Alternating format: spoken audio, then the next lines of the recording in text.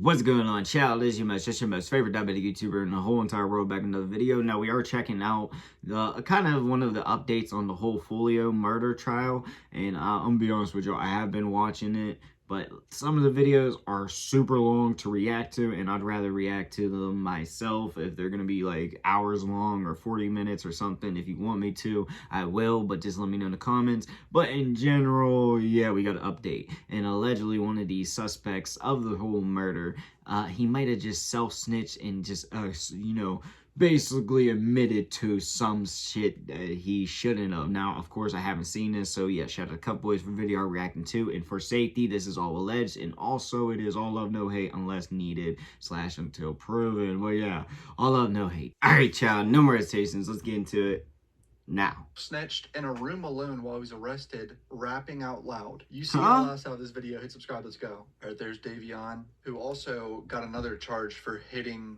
a detention officer in jail. And I believe it was one of the situations where the officer told him to go back to his cell or something, and he was like, no, I'm not doing it, and just hit him. So this guy's a moron.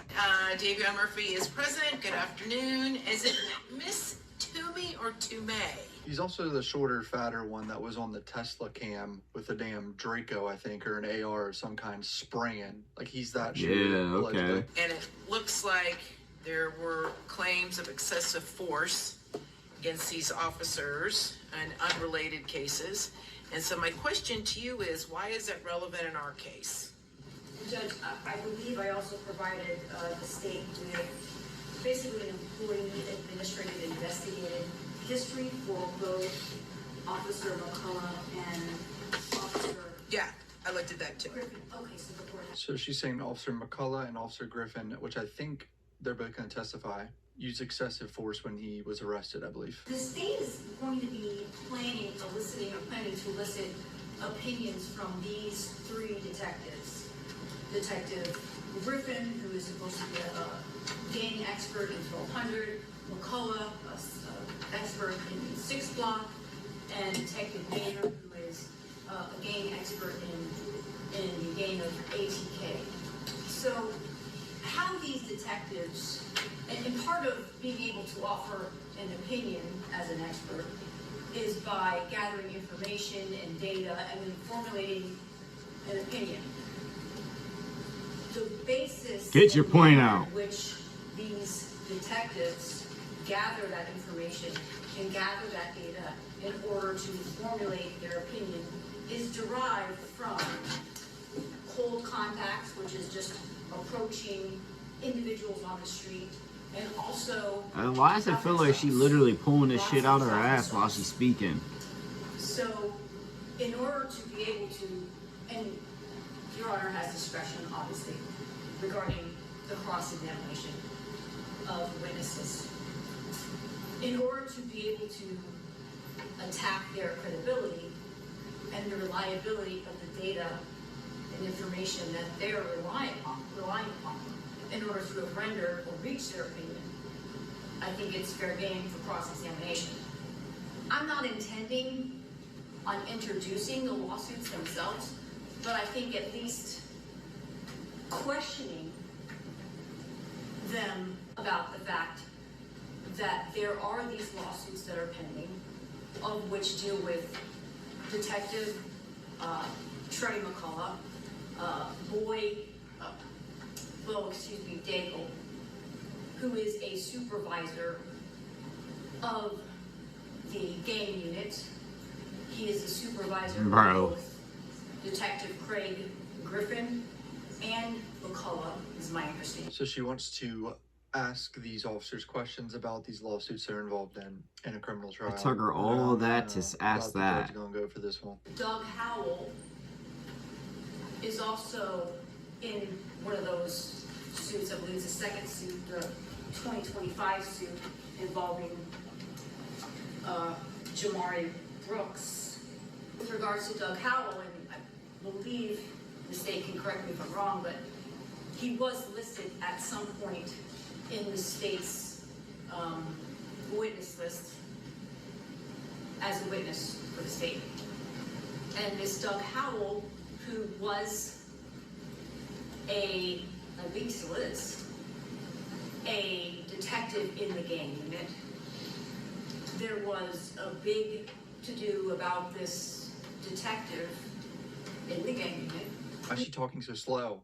Oh, God. Tweets. Thank you. I was And tweaking.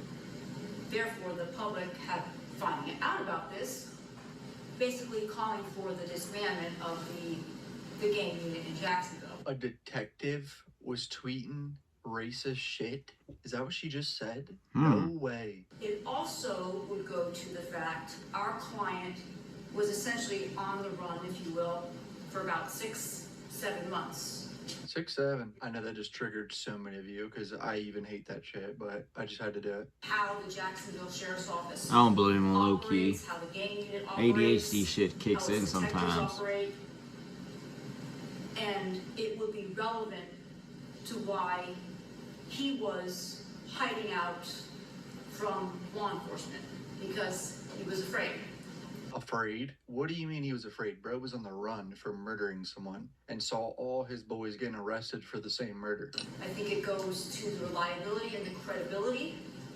I'd be afraid too, but low key, yeah, for his statement, yeah. Reliability of their opinions, which is fair game for cross-examination, as well as relevancy as to Mr. Davion Murphy's being on the run for 6 or 7 months. The state's most likely going to argue that that's consciousness of guilt when it is the opposite of that. That's ridiculous. I think he fled the state, right? Or was that his brother? But fleeing the state and going on the run when you know you have a arrest warrant for murder is consciousness of guilt. I don't care. Because if you're truly innocent, like, I understand it's bullshit then, but then get a lawyer and have the lawyer handle it. Like, that's all you can do. Yeah, or you don't end want up to like arrest, you have YNW to get Melly, arrested, even bro. though he might have done it. There were two, looks like there were two, I would rather be on the run than locked up for, yeah. The Middle District of Guilty Florida, or not. United States Middle District of Florida, and I only see Detective McCullough listed as a defendant, correct? He is listed as a defendant in the Jamari, Yeah, in Damn. both Lakean Woods. Lakean I don't think I ever Both. seen that Yes, picture before. both. and Bo Daigle is in Brooks, as well as Lakean was the first case. Yeah, but you indicated, I think, in the state, okay, so state, the Detective McCullough is going to be a gang expert with us? He is, Your Honor, and Bo Daigle is not with the gang unit any longer, he's not in the gang unit at the time. That several of these, I guess, complaints were made. I don't expect that the state would be calling Mr. Daigle in any capacity in this case, so obviously any of the actions that were just mentioned relevant to Mr. Daigle as one of the persons as the subject of these lawsuits, the state would ask that the court dismiss. As to, would you like me to continue or you don't want to go? Well, no, and so Detective Griffin, again, he's just testifying as a gang expert? Correct. Okay. And Daigle's not testifying at all? No. With Vinted, Kayla can easily earn extra cash. I ain't gonna lie. She just has to list it. Buddy's lawyer was sounded like she was just pulling that shit out of her ass. I know I said that, but I mean it because So here's imagine that she was trying to save your life. This is one of the lawsuits. I'm not they're saying talking she about ain't the doing a good job or her detectives. job There's or a second etc., one, but still. too, where another guy was misidentified, I believe. And Detective McCullough is going to be a gang expert, obviously, and he's a part of these lawsuits. Well, no, so Detective Griffin, again, he's just testifying as a gang expert? Correct. Okay. That shit And might help Daigle's him not out. testifying at all? No. All right. Anything further? McCullough is testifying, Your Honor, but Detective McCullough was also not in the gang unit at the time of the text message that was just brought to the court's attention. I did cite very well-established case law, and for the record, there are no instances in this particular case where Detectives McCullough or Detective Griffin would have had direct contact with the defendant, nor any claims from the defense of excessive use of force. Okay, so, the case law is pretty clear, and it is as follows: when the matter is wholly unrelated to the case at bar, the evidence should not be admitted, and that would be the Florida Supreme Court opinion, Breedlove versus State 580, so there's second 605. She ain't lended in. Supreme Court ruling already over this. Right, but for unrelated stuff that's got nothing to do with this case. So, we've been looking at these, Oh, didn't help the him. employee administrative investigation histories of McCullough and Griffin. There's nothing in here that has anything to do with slow, zoom in, try to get his face. It's crazy work. Toomey and I have gone a long way in reviewing the defendant's statements about retractions that we can agree upon. I think we're almost Good. like 95% there. Okay. So I don't know if you want to, if we're prepared to address it. Wait, defendant's statements. Was there stuff you don't agree upon? There is, Judge, and I believe that Ms. Toomey wanted some additional material taken out.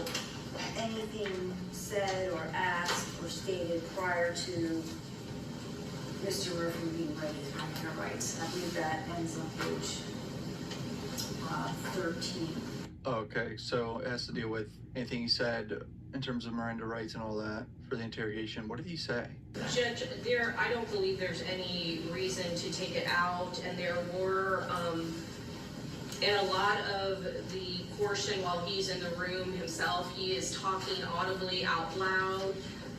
He's rapping, and there are statements in there that specifically go to consciousness of guilt. I don't want to go into all the language that he uses, but he says how to hide in plain sight, and he has been on the run for months. And is that him just talking to himself? Yes, Judge. He's rapping out loud to himself. He's talking. It's before there. A lot of it is when he is alone Oh my. in the room by himself, but the audio is It's not playing. interrogation, so why isn't that admissible?